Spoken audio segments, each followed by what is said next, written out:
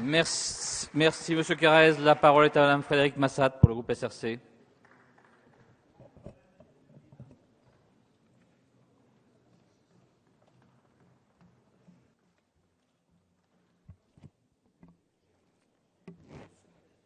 Monsieur le Président, Mesdames les ministres, Monsieur le rapporteur, Monsieur le Président de commission, mes chers collègues. À l'heure où nous débutons l'examen de ce texte, je souhaite tout d'abord saluer le travail du rapporteur. Le texte transmis par le Sénat avait été amputé de nombreuses dispositions.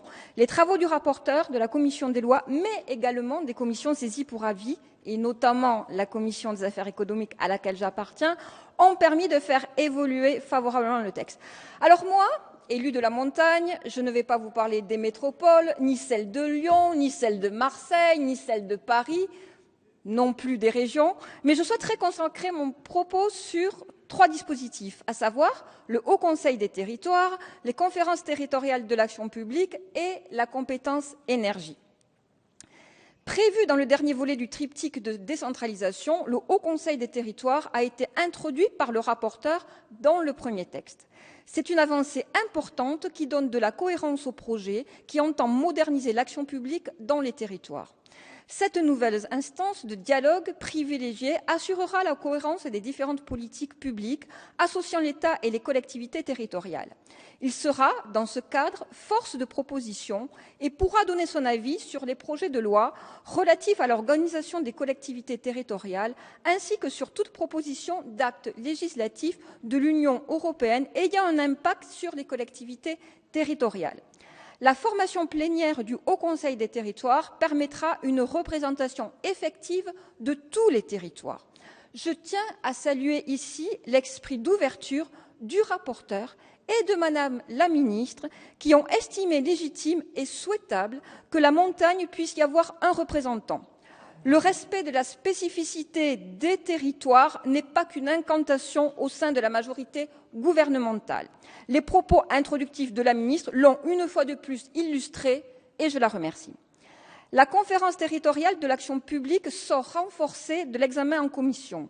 La rationalisation de l'action publique est réintroduite dans le texte à travers les conventions territoriales d'exercice concerté que les collectivités pourront élaborer au sein de la conférence territoriale.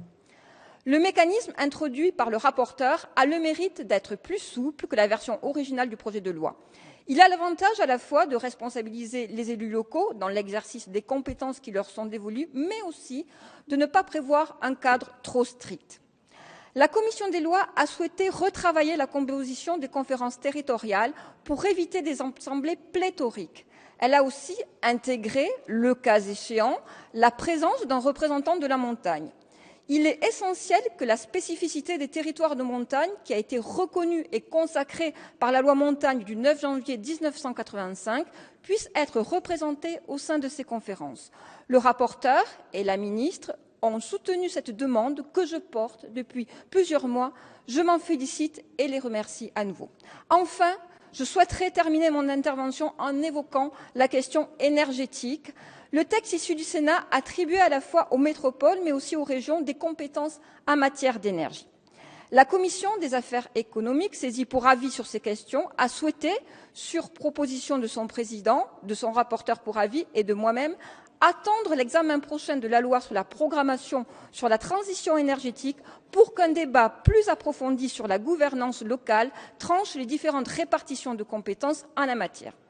La commission des lois a partiellement répondu à notre attente et je ne doute pas, Madame la ministre, Monsieur le rapporteur, que l'Assemblée, dans sa grande sagesse, saura, dans un souci de cohérence, accepter les quelques amendements qui permettront de ne pas déstabiliser à ce stade l'organisation de notre système énergétique. Ce qui ne veut pas dire qu'il ne faudra rien changer dans un futur proche, mais ce qui appelle à une nécessaire vision globale et étudiée du schéma de cohérence dans lequel la France souhaite s'inscrire. Le temps du débat et des arbitrages politiques est fondamental et ne peut se traiter au détour d'amendements épars dans un texte de loi qui, nous le considérons, à ce stade inapproprié. En conclusion, je saluerai la qualité des travaux préalables à cette séance qui ont permis un certain rééquilibrage, une plus grande cohérence et qui donnent les clés pour une meilleure rationalisation de la gouvernance de l'action publique. C'est un texte attendu qui renforce l'œuvre décentralisatrice entreprise depuis 1982 et ce qui motive mon soutien à ce texte.